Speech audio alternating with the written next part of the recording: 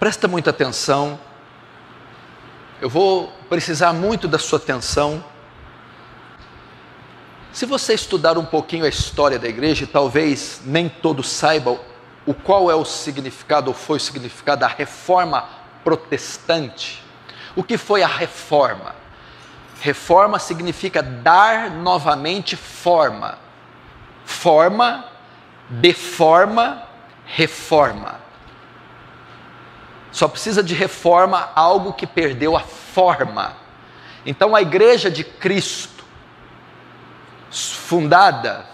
feita sobre o fundamento dos apóstolos, ela tomou uma forma. Com a descida do Espírito Santo, a igreja de Cristo é alicerçada sobre o fundamento dos apóstolos, sobre a doutrina de Cristo. Com a conversão do imperador Constantino, no século III, a igreja começa a perder a forma, e o paganismo do contexto greco-romano entra dentro da igreja. Ela começa a se deformar, perder a forma. Até meados do século IV, o carro-chefe da igreja eram as Escrituras, fundadas sobre a pedra principal e o seu cabeça, Cristo, a doutrina dos apóstolos. Com a conversão do imperador, a religião oficial do Império Romano passa a ser o cristianismo. Logo, há um concubinato espúrio entre Estado e igreja, se unem. Então começa a se diluir as bases doutrinárias da igreja e ela vai perdendo a sua forma. Século VI é instaurado o papado romano. O supremo pontífice é considerado o bispo de Roma, que vai daí se iniciar o papado.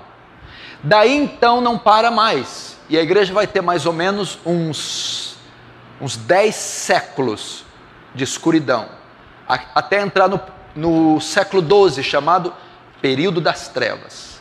Então ela teve forma, desde Atos dos Apóstolos até o século IV. Com a conversão de Constantino, até o século XV, o século XVI, ela perdeu a forma, ela começou a se paganizar. O carro-chefe não era mais a palavra, havia o quê? Encíclicas, bulas papais, documentos escritos pela Igreja Católica, pelo Papa, que tinha tanto ou mais valor do que as Escrituras. A Escritura foi deixada de lado. Começou então as doutrinas pagãs serem instauradas. Oração para mortos, celebração de missas, Assunção de Maria e assim por diante. Até o século XVI, as pessoas não tinham acesso às Escrituras, as missas eram realizadas em latim, e a salvação, a expiação de pecados, que era o grande câncer da Igreja Católica, era feita por obras, ao ponto do Papa Leão X vender o perdão através da compra de um documento assinado por ele chamado indulgência. Então, como a pessoa obtinha o perdão dos pecados, como a pessoa era salva até ali o século XVI, para ela ser salva, ela tinha que comprar um documento assinado pelo Papa chamado indulgência. Ao pagar por esse documento, ela recebia o perdão dos pecados ou diminuía o tempo dela do purgatório. O purgatório é outra doutrina inventada pela Igreja Católica. O purgatório seria um lugar que a alma vai, que fica entre o inferno e o céu. É um lugar intermediário, nem céu nem inferno. Ela fica lá e, dependendo das orações que são feitas por ela na terra, ou do preço que se paga para a Igreja Católica, essa alma é tirada do purgatório e enviada ao céu. Então era mais ou menos assim. Então ela perdeu a forma. Martinho Lutero, um monge alemão, ao ter acesso às Escrituras, ele começa a entender que a Igreja Católica Romana, que o papado romano, que o clero romano se desviou da verdade, ensinando uma heresia, paganizando a igreja. Ele então, através da leitura da Bíblia, vai até a igreja Castelo de Wittenberg, uma cidade alemã, e afixa 95 teses na parede, na porta, aquelas portas grandes de madeira. E as teses deles baseavam-se no quê? Que se o Papa pode tirar as almas do purgatório, por que não faz por amor, ao invés de fazer pela venda de indulgência? E ele também dizia que a salvação não é feita por obras, e sim a salvação é pela fé. O poder da salvação não está na mão do Papa, nem na mão da Igreja Católica. A salvação está em Cristo, e ela é obtida pela fé. Dali surge um movimento chamado Reforma. A igreja vai tomar novamente a sua forma. Qual é a forma? A forma que ela tinha no período dos apóstolos. Uma igreja fundada nas Escrituras, que seguia as doutrinas dos apóstolos. E a reforma protestante foi sintetizada em 5 pontos, que os eruditos da época falavam em latim: sola scriptura, sola fide, sola gratia, solo Christus, soli Deo gloria. Somente a fé, somente as Escrituras, somente a graça, somente Cristo e só a Deus dar glória. Que era exatamente o que a Igreja Católica roubou. E uma das grandes conquistas da reforma protestante, forma é o que a igreja teve em Atos, deforma é o que ela teve com a conversão de Constantino até o século XV. Deformou, perdeu a identidade escriturística, se paganizou. Reforma, trazer ela novamente à forma bíblica, escriturística. E uma das grandes conquistas da reforma foi o quê? A igreja cristã, que se tornou católica, na verdade a igreja católica não é católica, é o movimento chamado romanismo, é a igreja romana, porque a palavra católica, católico significa universal. Então a igreja de Cristo é católica, é a igreja universal, a igreja de Cristo em todo o mundo espalhada. A igreja católica não é a igreja católica, é a igreja romana, é romanismo, ok? Então, uma das grandes conquistas da igreja, da reforma protestante, foi que o romanismo roubou da igreja as Escrituras. O que Lutero trouxe? Ele traduz a Bíblia para o alemão, para a linguagem do povo. O livre exame das Escrituras. Agora, o cidadão comum poderia ter acesso às Escrituras. O período das trevas foi um dos piores períodos da história da igreja.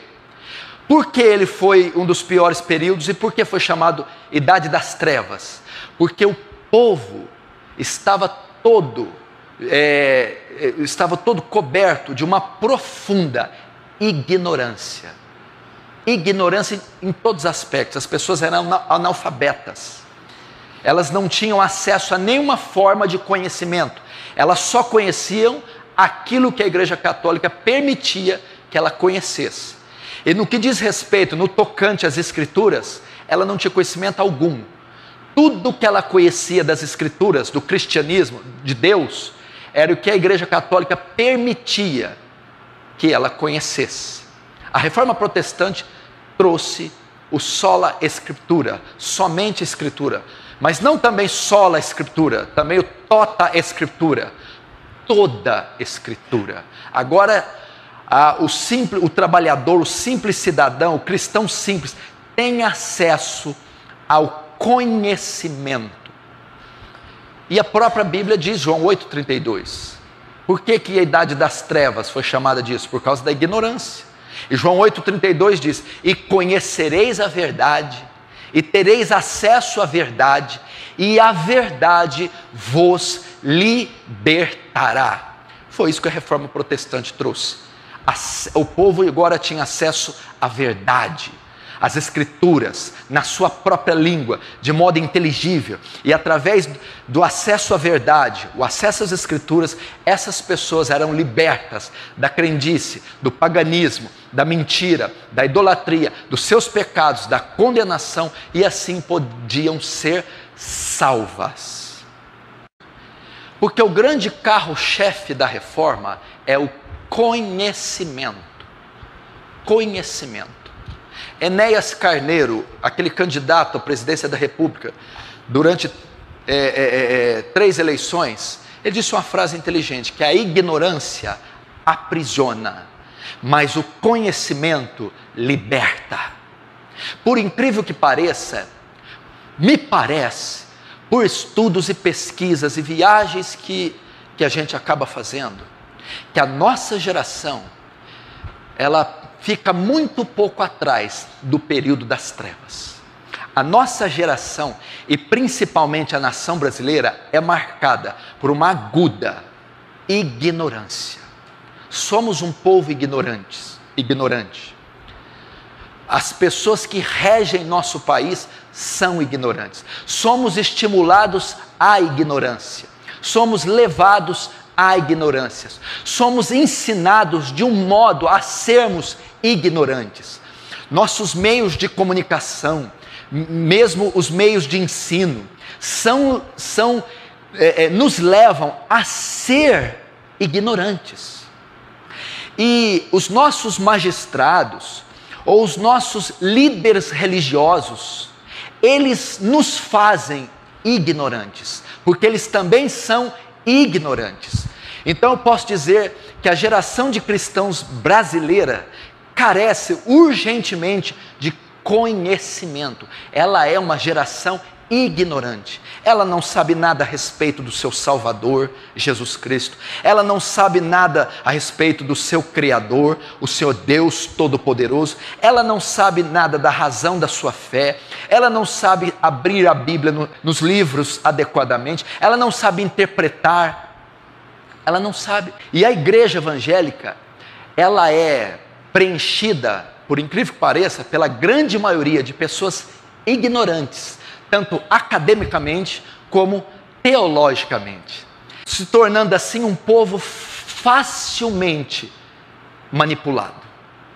Por que as heresias elas fazem tanto sucesso?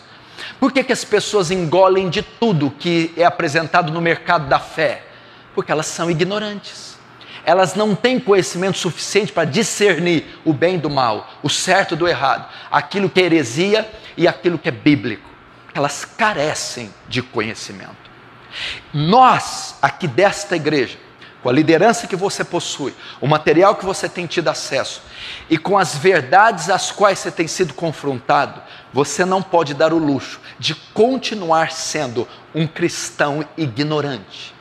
A ignorância continuará fazendo você prisioneiro dos seus pecados, prisioneiro das suas culpas, prisioneiro das crendices que você ainda carrega desse neocatolicismo, neopentecostalismo, pentecostalismo, espiritismo francês, psicologia freudiana, que ainda preenche uma boa parte daquilo que você pensa, daquilo que você crê, do modo que você age. A única maneira de você sair dessas catacumbas negras e escuras é você ser convidado a um estudo profundo das Escrituras e aceitar esse convite. Então vocês nos procuram e perguntam: qual é a causa do meu fracasso? Por que eu não avanço? Por que eu não cresço? Por que a minha vida segue como ela está? A resposta é a ignorância. A ignorância. Então, antes de clamarmos por um avivamento, Deus precisa trazer entre nós um avivamento bíblico. Um avivamento onde as pessoas gastam horas e horas debruçadas nesse livro, tentando compreendê-lo, decorá-lo, memorizá-lo, praticá-lo, meditar sobre ele. Esse é o grande livro. Preste atenção. A carta aos Romanos. Nós estamos diante de um dos mais importantes livros de toda a Bíblia. A Epístola de Paulo aos Romanos, a Carta de Paulo aos Romanos, é um dos mais importantes livros de toda a Bíblia. Para mim, em particular, é o livro mais importante de toda a Bíblia. Ela ocupa um lugar especial dentro do cânon bíblico, dentro da história da igreja e na vida de centenas e milhares de santos que passaram ao longo desses séculos. Romanos ocupa um lugar especial. Se você estudar a história da igreja, você vai ver a importância que essa carta teve na conversão de alguns pais da igreja, de alguns reformadores, missionários e até os puritanos. Se você estudar a história de Agostinho de Hipona, século IV mais ou menos, da era cristã, a era da patrística, os chamados padres, pais da igreja. Agostinho de Hipona é considerado um dos maiores eruditos, teólogos, dos maiores santos, talvez o maior, depois dos apóstolos. Ele era um grande filósofo, um erudito, mas um homem devasso e dissoluto. Um belo dia, ele estava em uma praça, e ele ouve uma criança gritar, dizer em latim, tolle lege, tolle lege, tolle lege, toma e lê, toma e lê. O dissoluto Agostinho, o ímpio Agostinho, chega em casa, sobe no armário e pega uma Bíblia. E ele abre ela na carta aos Romanos e lê o capítulo 13. E quando ele lê aquelas palavras, o coração dele arde. E ali se dá a conversão de Agostinho de Hipona, que vai se tornar um dos maiores teólogos da história. Ele se converteu através da carta aos Romanos. E Martim Lutero, talvez nenhum homem ocupe tanta importância na história da igreja como Lutero. Talvez só Cristo tenha tanta importância e o apóstolo Paulo, antes de Lutero.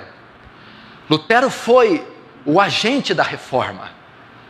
Foi através de Lutero e por causa dele que estamos aqui. Lutero era um monge, pagão, católico, devoto de Maria. Como se deu a conversão de Lutero? Lutero era um homem que pagava pesadas penitências pela culpa do pecado, mas mesmo pagando penitências, ele não conseguia viver livre da culpa do pecado. Ele era professor de teologia, ele dava aula de teologia na igreja católica, ele era um erudito, porém um ímpio, um homem que vivia com sua culpa. Foi então que Lutero decidiu estudar a Epístola aos Romanos, e logo no primeiro capítulo, no verso 17, de fé em fé, como está escrito, o justo viverá da fé.